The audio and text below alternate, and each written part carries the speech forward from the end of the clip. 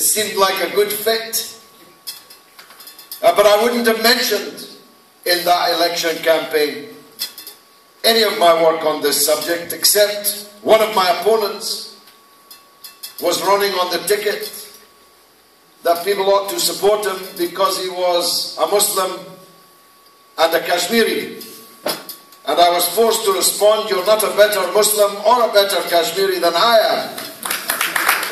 I was forced to say that, both because it's true and also because it would have been allowing someone to steal an unfair advantage if I had not answered it.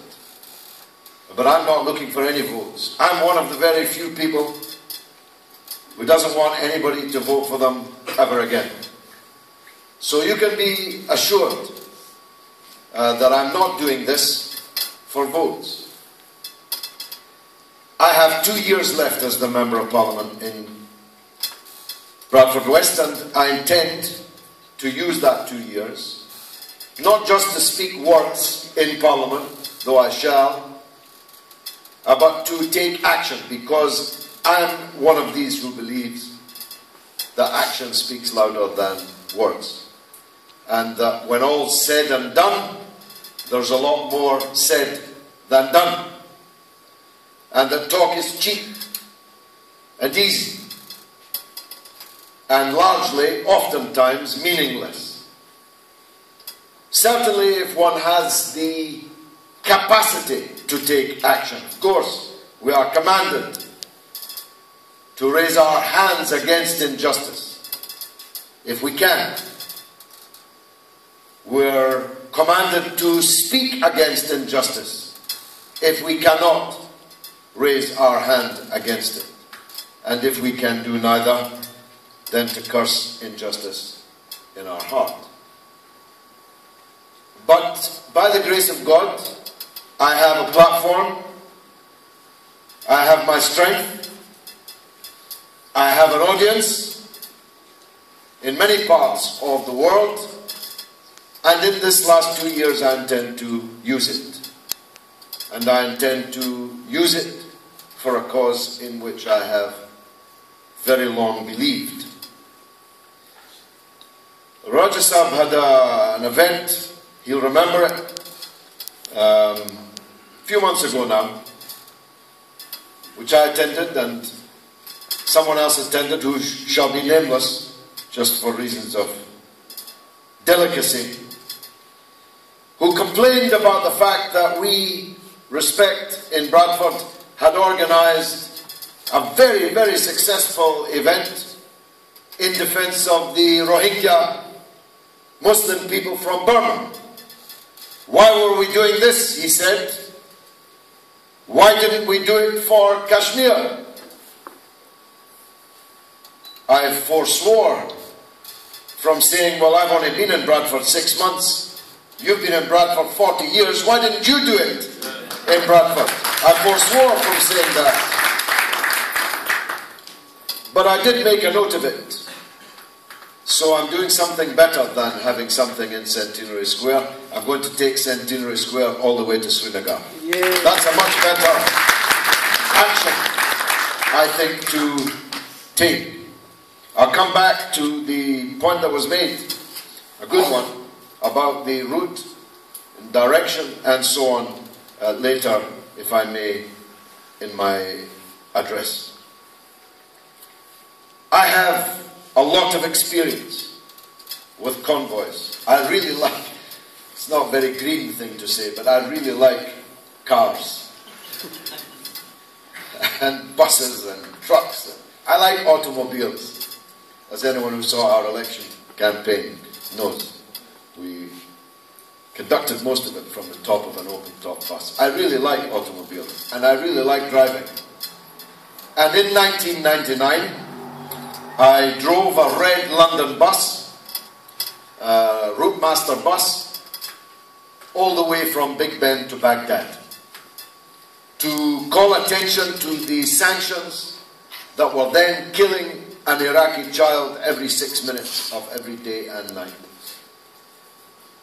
1 million Iraqis died in these sanctions. 1 million more have died in the war and the occupation that much more recently has occurred. And this red London bus, because it coincided in 1999 with the birth of satellite television, Arabic satellite television, was the heyday of Al Jazeera. Wallahi, this red London bus was seen all over the world. Just one bus, that was the Convoy. Just a bus, we slept on the bus, we had bunk beds on the bus, we bathed on the bus, we ate on it. This one red London bus, a convoy of one, became so famous in the Arab world through which it traversed that the border between Morocco and Algeria, which had rusted shut, so long had it been closed to all vehicular traffic, had to be opened with a blowtorch by the governments of Morocco and Algeria, supposedly fraternal Arab governments. The only reason they were forced to do so was because of the public opinion and the public interest in this red London bus travelling across the world saying no more sanctions, no more war, let the Iraqi people live. And there's a movie also on YouTube about it, narrated by the great Oscar-winning actress Julie Christie, and it's called Big Ben to Baghdad. You might want to take a look at it because it will give some flavour of what this project will be like in practice. And this red bus, once it had got through the rusted shut border between Morocco and Algeria, travelled across the Maghreb into Egypt. We stopped in Egypt because it was a very old bus, constantly needed attention. And we stayed more than 1 week in Cairo. And every time we took this bus out onto the street in Cairo, it was like a precursor of the revolution that we have just seen in Egypt. Thousands of people, thousands, swarmed around this bus.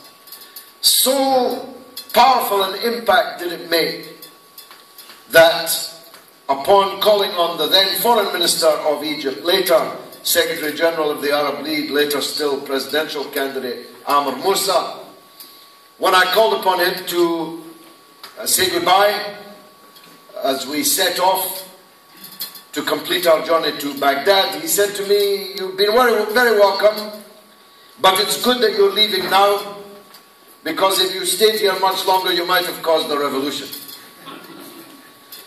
Now that I think about it, we ought to have stayed. Could have saved a decade of Mubarak. But when we arrived in Baghdad, and this is in the film, you can see it with your eyes, yourself, though it's never written about in British newspapers. We received on this bus the biggest welcome ever received by any British people in any country, anywhere, at any time. 3 million Iraqis came onto the streets of Baghdad and lined every road, every bridge, hundreds and hundreds deep. 3 million Iraqis came out to meet this bus. And then I decided, made one of my mental notes, you know, we really should repeat this tactic. It really works. It's a moving demonstration. It's a moving manifestation through every place that it goes. And it has a destination, it has a beginning point and an end point. It's not like just agreeing that, well, now we're going to campaign about such and such. It has a goal that is measurable, achievable, realizable, and which people can be a part of. Because that's one of the most important lessons I've learned in politics, that people want to be a part of something. They don't want to be passively receiving information all the time, speeches all the time. They want to know what they can do, and I'll come later to what you can do and get others to do in relation to this convoy. And so in 2008, when Israel launched Operation Cast Lead against the Palestinian people in Gaza over Christmas and New Year 2008-2009. We had a huge demonstration in the centre of London, outside the Israeli embassy in Kensington. It came to me just as I got onto the platform, because I had been, as we were marching, thinking, what do we need to do now? What can we do other than just say? And it struck me, literally as I climbed onto the platform, that I must repeat this convoy idea. And then, as I was waiting to speak, by the grace of God, I received further inspiration with a name. And so I just, when it was my turn to speak, announced that next week I'm going to drive from London to Gaza, and anybody who wants to come with me is welcome. Get yourself a vehicle, fill it with material aid, and form up behind me, and we'll get to Gaza one way or another. I expected a dozen or so. But when we left London on February the 14th, 2009, we were 120 vehicles strong and 250 people. And we had on board already, including the value of the vehicles, of course, more than £1 million, perhaps nearer to £2 million worth of value in aid that we were going to take to Gaza. And by the time we reached Libya, I'm no fan of Gaddafi, by the way. I never liked him, I never met him, I never liked his system. I thought he was crazy. But when we got to Libya, Gaddafi asked us, how many vehicles do you have? We said 120. He said, now you have 240. He doubled the size of the convoy. And this, I hope, will count in his favour on the Judgment Day. So now we're 240 vehicles strong, 500 people strong, more than $5 million worth of material aid. And as many of you know, we then ran into many difficulties travelling through Mubarak's Egypt, but we made it into Gaza. And practically every Palestinian in the Gaza Strip came out to receive us. And some of my comrades who are here in the hall this evening, and who I'm truly blessed to have as my friends, can testify to that, the impact that we made. With not just that, but repeated convoys. We broke that siege 5 times. And now everybody runs convoys to Gaza. I meet people all the time who tell me they've just been on a convoy to Gaza. So we blazed that trail. And now we want to do the same thing in Kashmir, with important differences. This, as has been said, is not a charitable operation. The people of Kashmir are not in need of charity. This is not in that sense, a charitable operation. This is very important to make that clear, because if there's even a whiff or suspicion that it's charitable, the British Charity Commission will immediately declare us to be a charity, and if you're a charity, you're not allowed to be political. You're not allowed, for example, if you're a charity, to attack the Indian occupation of Kashmir.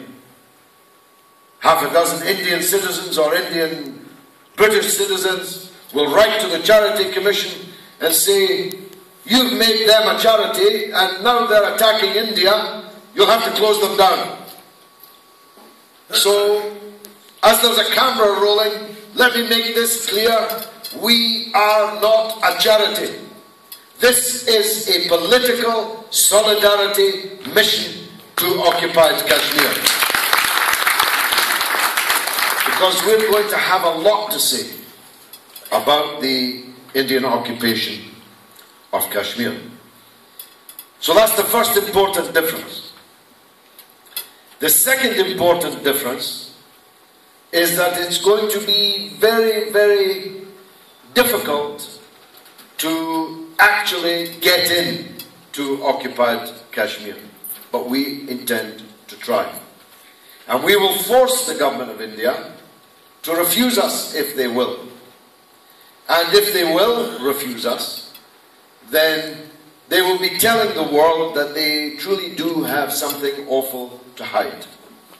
And what they have to hide is a brutal military occupation of hundreds of thousands of Indian army soldiers in occupation of a people that does not want them.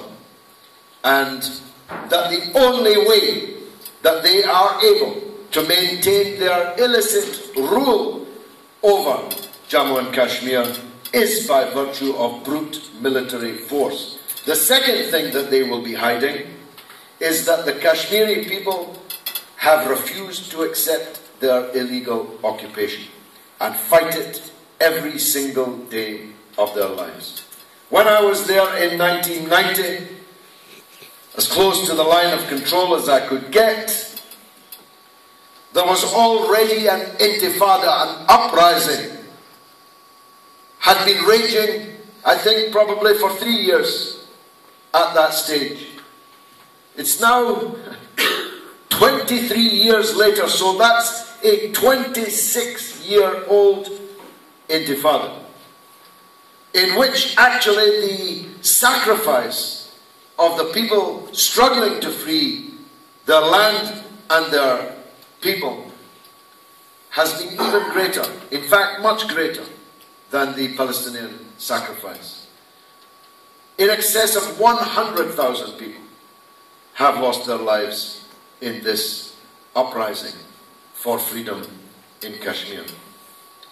Untold numbers have had their lives destroyed, their bodies and minds maimed, women folk subject to systematic rape as a weapon of occupation and war.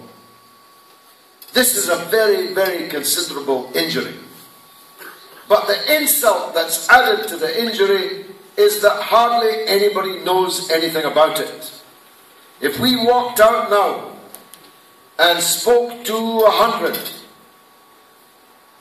English people, not of Asian descent, and asked them what they knew about Kashmir, they'd think you were talking about jumper, wool, a gun. And we have to do something about that. It's overdue.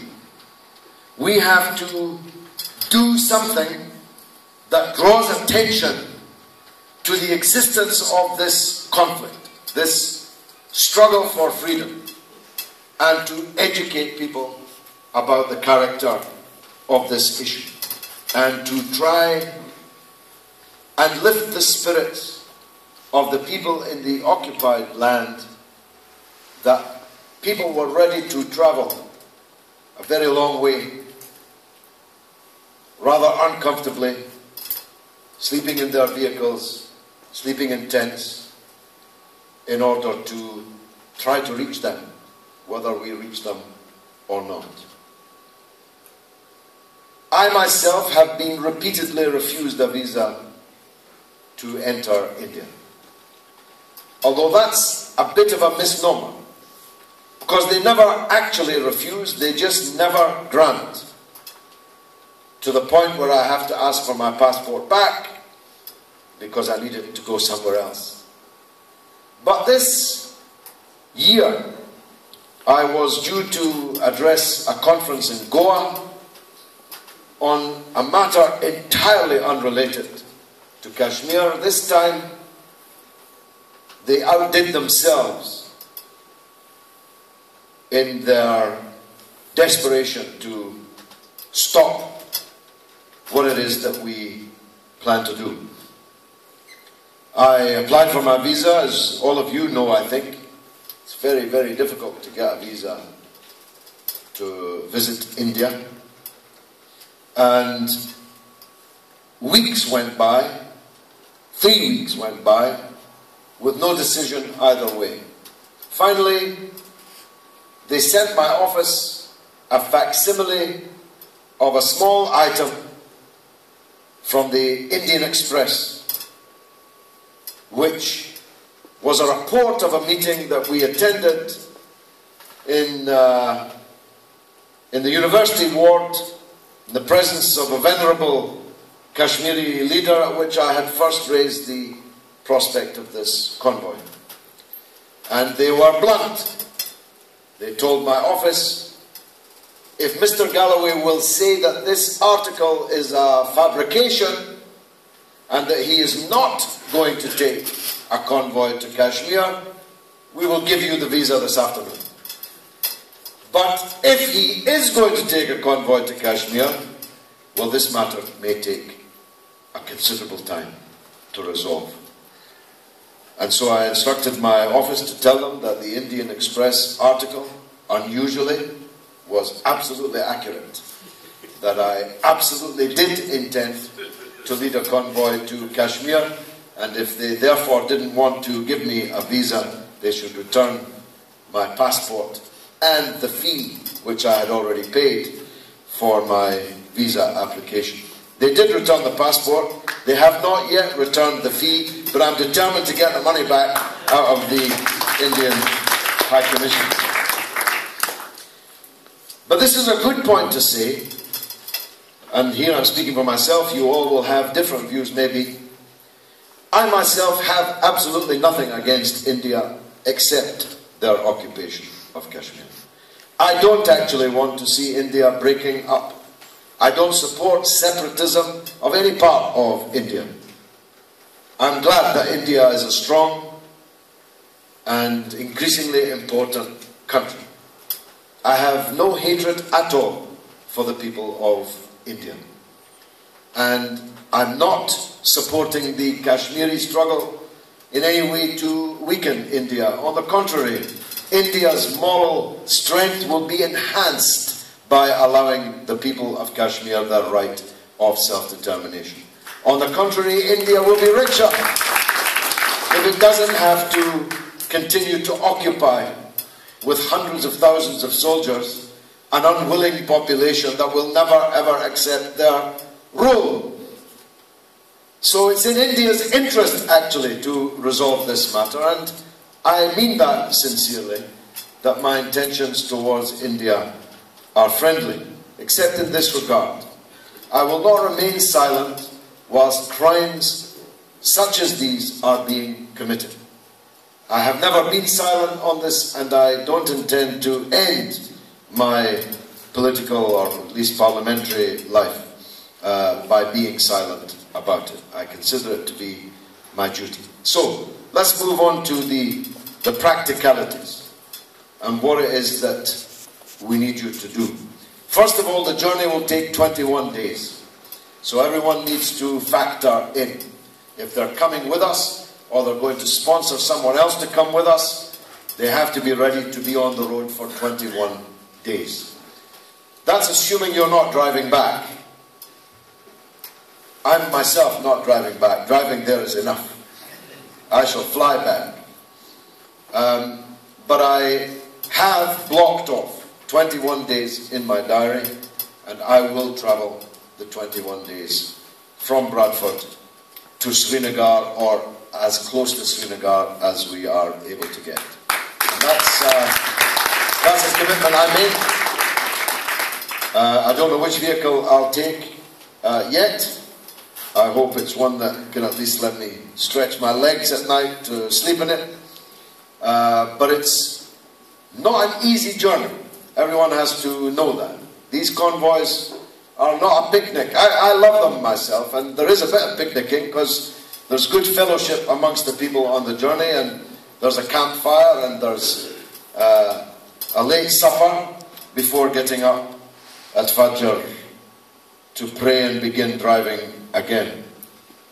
So for me it's a bit of a picnic, but it's not a picnic, if you know what I mean. So you need to be hardy enough to make a 21-day journey. What did we say it was, Ash? 5,500 miles? Yeah. 5,500 miles. It's not nothing. It's not the other end of the world, but it's not nothing. So your vehicle has to be roadworthy enough. We're not going to, bring the RAC in to minutely inspect your pistons, but you have to be fair to us and to yourselves, because a convoy can only move at the pace of the slowest vehicle, if it's going to be a convoy. And if you bring an old banger that can hardly make it to Dover, you're going to hamper the convoy. So please factor that in also, that the vehicle needs to be hardy enough to reach the destination, which is 5,500 miles. The direction will be this.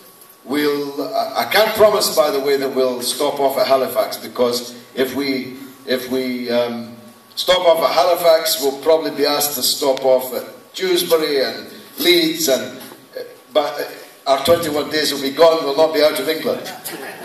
So Halifax and others really should come to us to say goodbye here in the holy ground of Bradford, if you don't mind. We'll drive, we may stop in Birmingham, because that's on the way, and we may do something in London before heading for the Channel ports.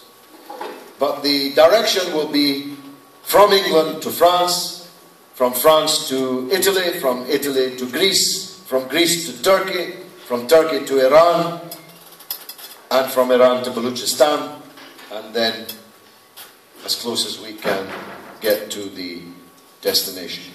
So these are the countries, and we need visas for some of those countries. Anyone who's coming with us will be advised of all of this, and often. So you don't have to write it down now. But we expect to hold political rallies every night, depending on where we are. If we've had to stop in the middle of the countryside, no, but in any time we reach a town or a city, then we'll hold a political rally on Kashmir, and we'll bring the local media, and we'll invite local political activists and civic leaders and so on to come and meet us. And we'll explain to the local media and the local people everywhere we stop why we're doing this, who we are, and what our purpose is. We might not get many takers in France.